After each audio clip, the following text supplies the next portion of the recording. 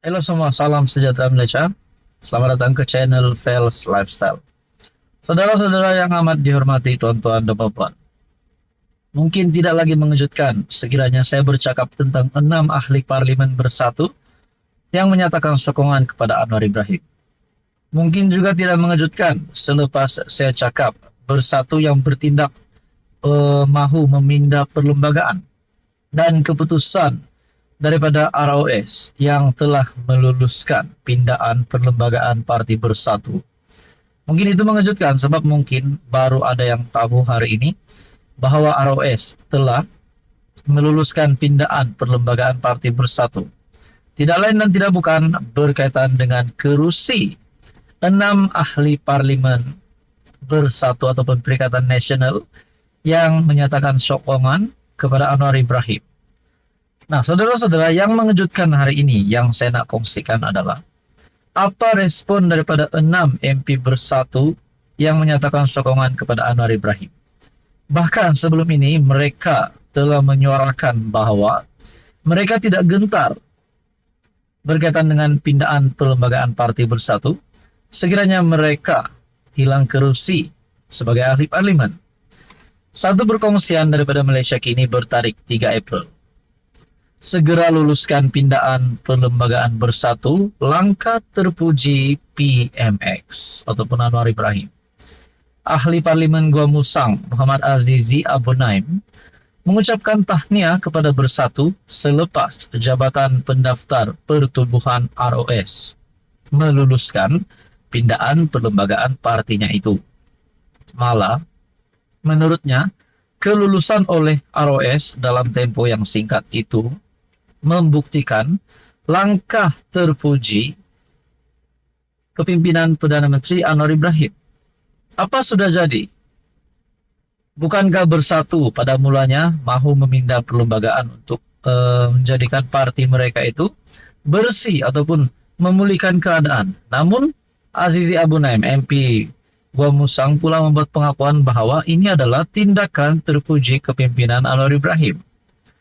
Tahniah kepada Bersatu kerana berjaya mendapat kelulusan ROS dalam waktu amat singkat, dan ini adalah satu lagi bukti langkah terpuji PMX dan Kerajaan Madani yang tidak menggunakan kuasa politik serta tidak mengganggu gugat pengurusan agensi atau kementeriannya. Saya telah membaca perlembagaan Bersatu yang diluluskan pindaan oleh ROS bertarik 1 April lalu. Saya tak menganggap ini sebagai April Fool's Day kerana setiap parti ada hak masing-masing untuk menggubal dan memindah perlembagaan mengikut keperluan semasa, katanya ketika dihubungi Malaysia Kini. Bagaimanapun, Muhammad Azizi menegaskan, dia meletakkan keyakinan kedudukannya sebagai wakil rakyat di kerusi itu tidak terbatal. Bermakna 6 ahli parlimen bersatu ini, adakah mereka masih mempertahankan kerusi mereka walaupun ROS sudah meluluskan pindaan perlembagaan Parti Bersatu yang baru itu? Mengulas perkara berkenaan, katanya keputusan untuk menyokong kepimpinan Anwar dibuat pada tahun lalu, sedangkan pindaan perlembagaan yang diluluskan itu berkuat kuasa 1 April. Tetapi saya akan merujuk kepada speaker untuk tindakan susulan selain mengadakan perbincangan dengan 5 ahli parlimen lain dari Bersatu yang turut menyokong kerajaan. Saya sudah membaca satu persatu kandungan dalam perlembagaan yang diluluskan oleh ROS ataupun ROS berkuat kuasa 1 April. Kami kini tiada kaitan dengan tindakan kami tahun lalu. Melihat kepada pasal itu, tiada perubahan pun, kecuali satu seksyen mengatakan keahlian boleh terbatal sekiranya mana-mana ahli menyokong kerajaan selain daripada parti kita sendiri. Namun ia berkuat kuasa 1 April. Adakah di sini bermakna kepimpinan Bersatu hari ini menjerat leher sendiri? Kerana perkongsian daripada Azizi Abu Naim, mana-mana ahli menyokong kerajaan selain daripada parti kita sendiri. Namun ia berkuat kuasa pada 1 April, bukan pada tindakan mereka yang sudah mereka lakukan pada tahun lepas. Malaysia Kini melaporkan ROS meluluskan usul pindaan perlembagaan Bersatu kerana ia memenuhi kehendak mengikut Seksyen 11 Akta Pertubuhan 1966. Ketua Pengarah ROS Muhammad Zulfikar, berkata pindaan peruntukan dilaksanakan parti itu juga dibuat mengikut perlembagaannya. Nah, saudara-saudara, mungkin ada yang selepas ini berkata, kenapa 6 ahli parlemen bersatu ini tidak hilang kerusi walaupun ROS telah meluruskan pindaan perlembagaan parti bersatu. Namun seperti perkongsian daripada Azizi Abu Naim, berkata bahwa ini berkuat kuasa pada 1 April. Apa sudah jadi? Jadi saudara-saudara, apa komen Anda? Sekian saja, teruskan bersama di dalam channel ini. Halo semua, salam sejahtera Malaysia. Selamat datang ke channel Fels Lifestyle.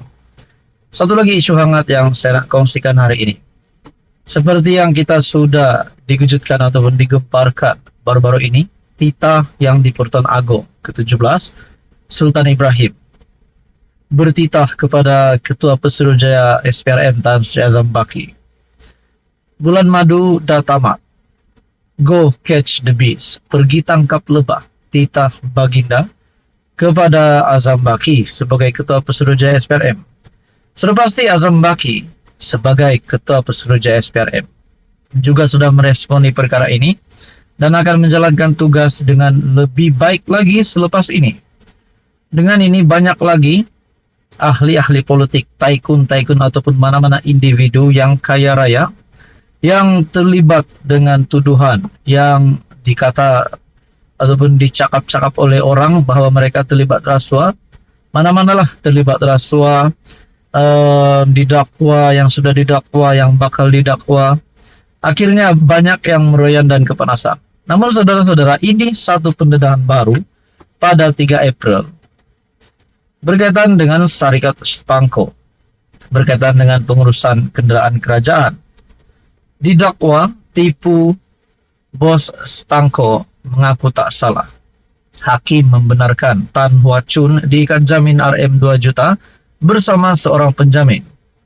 Tan Hua Chun, pengurusi Spangko Sdn Bhd yang mengendalikan perolehan dan pengurusan kenderaan kerajaan, mengaku tidak bersalah di Mahkamah Session atas pertuduhan menipu.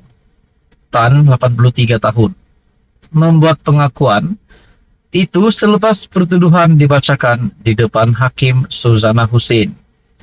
Dia didakwa di bawah Seksyen 420 Kanun Keseksaan yang memperuntukkan hukuman penjara sehingga 10 tahun, sebatan dan boleh didenda jika sabit kesalahan. Tan didakwa melakukan kesalahan itu antara 27 dan 28 Februari 2019 di pejabat Kementerian Keuangan Putrajaya. Dia didakwa memperdaya jawatan kuasa tender berhubung pemilikan saham Bumi Putra Spangko yang menyebabkan Kementerian Keuangan menganugerahkan kontrak bernilai RM3.9 bilion untuk memperoleh dan menguruskan kenderaan kerajaan. Hakim menetapkan ikat jamin RM 2 juta bersama seorang penjamin.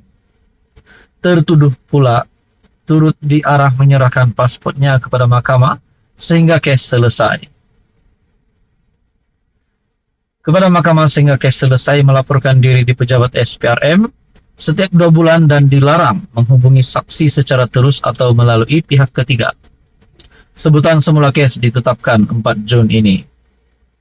Dia didakwa memperdaya jawatan kuasa tender berhubung pemilikan saham Bumi Putra Spangko yang menyebabkan Kementerian Keuangan menganugerahkan kontrak bernilai 3.9 bilion ringgit Malaysia untuk memperoleh dan menguruskan kenderaan kerajaan. Ini pasti satu lagi pendedahan yang baru yang menggemparkan seluruh kepimpinan politik. Apa komen Anda? Sekian saja. Teruskan bersama di dalam channel ini.